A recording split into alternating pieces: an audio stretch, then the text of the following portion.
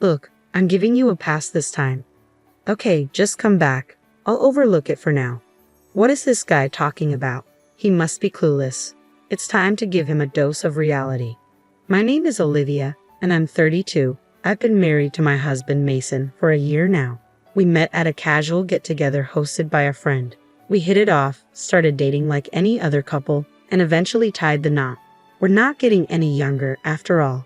Mason's not the most exciting guy, but he brings a sense of peace. That's why I thought we'd make it till the end, till we're old and gray. We both work, so going hungry is not an issue. We got married without overthinking it. I handle most of the housework since we're both busy with our jobs. Mason never helps. He's either lounging around or heads out early, rarely spending time at home. But I never found housework to be a burden. My parents live like this too. I accepted this as the kind of life a wife would have. I have a 9-to-5 job and I'm not overloaded with hobbies. Mason and I were never chatty to begin with. We both respected each other's space, and it was never an issue. Life went on. One night, Mason came home late, presumably from drinking with coworkers, friends, who knows. I welcomed him. Mason, you're home late. Had a long night out, huh? Dinner's still there if you want it, but I guess you're not eating this late, are you? He turned around, said nothing, and walked into the living room, ignoring me. I sighed. Here we go again. Whenever Mason is in a bad mood, he gets very quiet, so I figured something at work or during his night out must have upset him. Best to let him be. I know better than to poke the bear when he's like this. I felt his presence from the living room but shrugged it off and went to bed. He'd probably be back to his usual self by morning. It was the same old story, and I didn't give it a second thought. The next morning, while I was preparing breakfast, Mason came into the kitchen. Good morning. I greeted him cheerfully. Mason glanced at me, grabbed some milk from the fridge, and left without a word. I was taken aback by his coldness. It was out of character for him. Seemed like he was still in a bad mood. I never anticipated this. We've always prided ourselves on being a family of strong, independent individuals. I hadn't made an effort to talk to Mason, really. I decided to wait and see, so I continued prepping lunch boxes for both Mason and myself. However, things didn't go back to normal that easily. Mason remained distant the following night and the day after. At this point, I was genuinely concerned. Days turned into weeks, and Mason continued to give me the silent treatment. I tried reaching out through WhatsApp and even left him notes, but he ignored it all. However, he'd eat the meals I prepared. I noticed the empty lunchbox in the sink, so I knew he ate the packed lunch. So, I put a note in the cooler bag.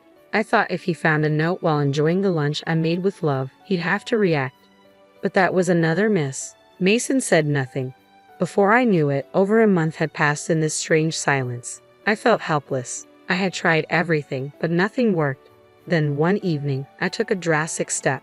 I deliberately didn't prepare dinner. Every evening, I made dinner when I got home. But what if I didn't? How would Mason, who's been ignoring me, react? I decided to find out. When Mason came home, I pretended to be watching TV in the living room. Mason came into the living room and looked intently at the table where dinner usually waited, but tonight the table was empty. After scanning the barren table, Mason turned his gaze to me. Holding my breath, I waited for him to say something, but he walked into the living room in complete silence. I heard the front door open and shut with a bang. I was stunned. Why was I being ignored like this? I had no idea. I was left bewildered, sitting alone on the living room couch. The next morning, I woke up and went to the living room. Mason was already gone. Had he left for work already? It was curious. I looked on the living room table and found a note. Reading the words on it, my eyes went wide. "Stop skipping out on your wifely duties," it read, hastily scribbled in messy handwriting. Something inside me snapped. That's it. I'm done. Why do I have to keep pleasing Mason? Is this going to be my life forever?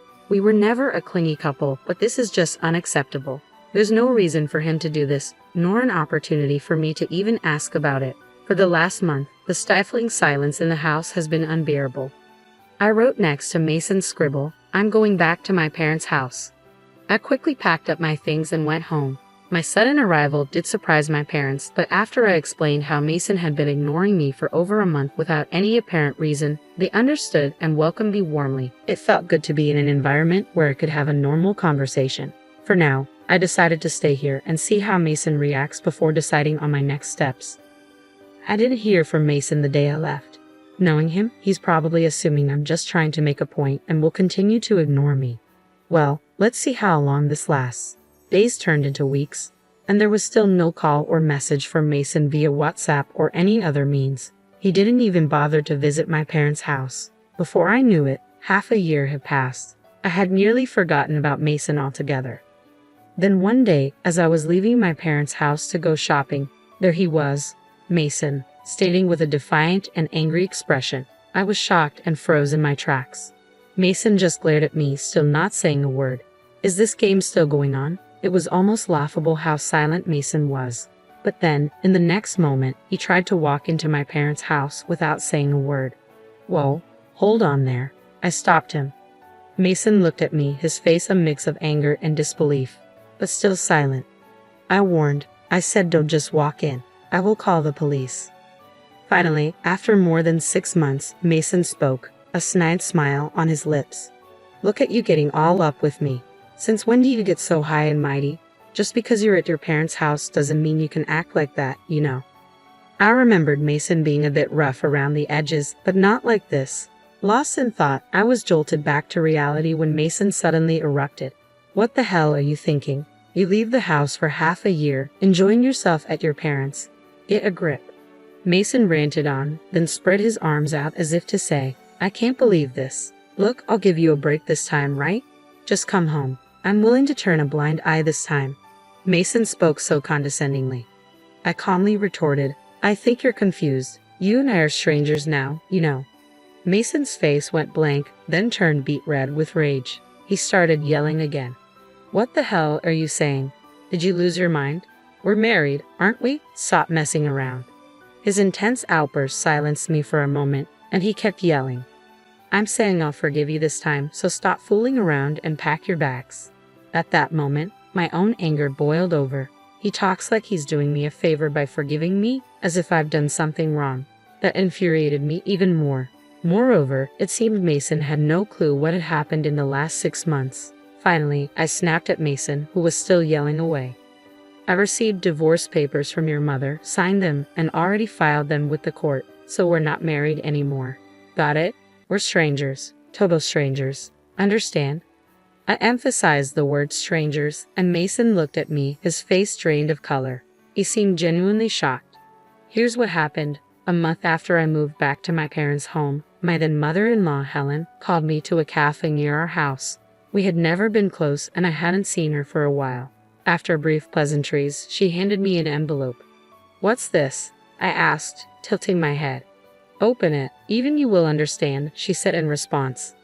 I opened the envelope and pulled out the paper inside. It was a divorce petition, already signed and stamped by Mason. Confused, I looked at Helen. The eyes of his mother, who was glaring at me, were the same as Mason's, full of disdain. While putting the divorce petition back into the envelope, I asked his mother, so is this Mason's doing? Did he say anything to you about this? Helen let out an exaggerated sigh before answering. Oh yes, he said plenty. Would you like to hear? I smiled at her and replied, yes, please go ahead. She launched into her story. According to her, Mason had been bad-mouthing me for a while now, saying that I was a useless and incompetent wife who stopped doing any housework after we got married, that I quit my job and lazed around at home all day, and that whenever something didn't go my way, I would run back to my parents and act like a spoiled child. Helen's eyes never left mine as she spoke, and it was clear she believed every word of Mason's lies. There was no point in arguing with her, I thought. When she was done talking, Helen finally asked, so what are you going to do? Not that I want to meddle, but you're being pretty awful, you know. By the time I walked out of that house, my mind was made up. I smiled and told her, if he wants a divorce, then that's what he'll get. Helen glared at me one last time, slapped some money on the table for her share, and walked out of the cafe. I went straight to my parents' house, signed the divorce papers, and submitted them to the court the very next day. While I was explaining all of this, Mason's face turned increasingly pale. It seemed he hadn't been informed by Helen at all, but honestly, I didn't care. After all, I had already trusted Helen with the signed divorce papers. Mason must have had the same idea in mind, I figured. Once I finished telling my side, Mason blurted out in a panic, no, you got it all wrong. I only filled out those divorce papers to keep my mom off my back. I never intended to submit them. They're invalid. Panicked or just confused, he started making no sense. And besides, you're the one who will suffer if we divorce, so let's go to the court right now and have them withdrawn. I gave Mason a cold stare, then tilted my head. Why would it be a problem for me if we got divorced?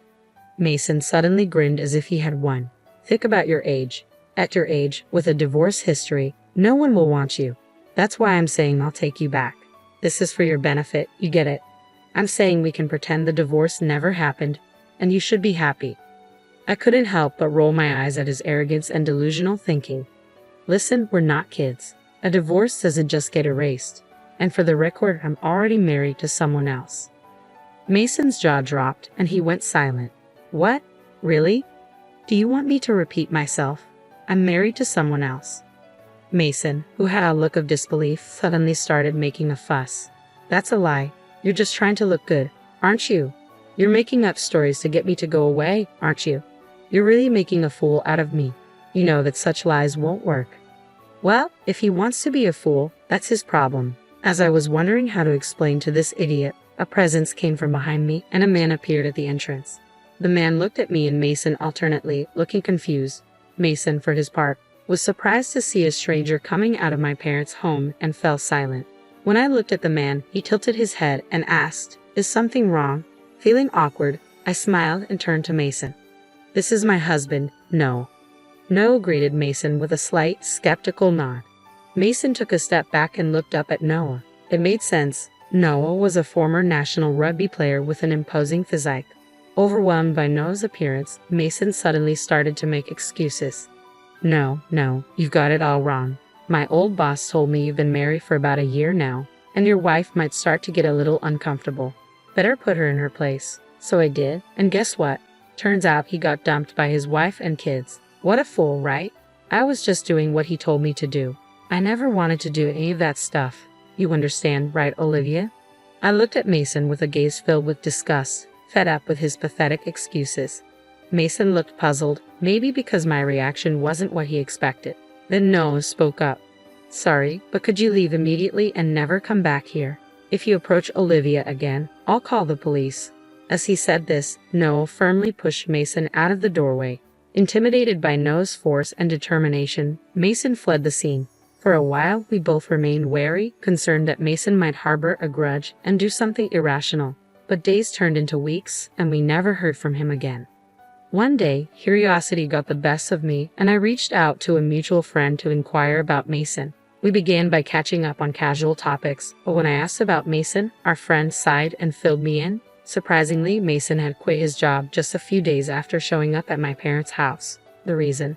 It turns out Mason was always in agreement with his boss, whom he trusted when the boss harassed subordinates at work. It became a big issue in the company. As a result, the boss was resigned, a euphemism for being demoted to some remote mountainous area I'd never heard of. Apparently, Mason was expected to be transferred as well, but he quit out of pride.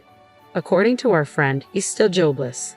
He's been looking for work, but his arrogance has hindered his efforts. Even when recruiters offer him opportunities, he declines interviews. Furthermore, news of him quitting reached his mother, who then disowned him due to her own extreme personality. Finally, our friend said he blames everything on his old manager and just drowns his sorrows every day. At this rate, he'll ruin his health before he ever finds another job. It's a mess. I hope he finds a new spouse or something, though that's unlikely. We both chuckled as we hung up the phone. Mason seems to be drowning his days in job hunting and drinking. Thanks to him, I am now living a peaceful life with Noah. Interestingly, Noah was actually my colleague. Upon hearing about my divorce, he had eagerly pursued me.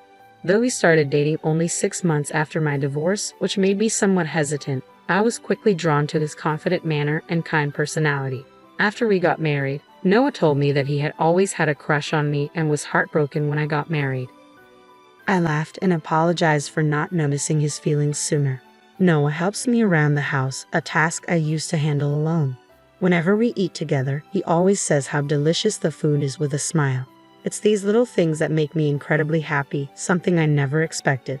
I was probably numb to it all, having grown up with old-fashioned parents. Now I am living a sparkling married life with Noah, who always delights in even the most ordinary things. I'm convinced that with him, I'll have a happy life all the way through our golden years. And so, I was certain.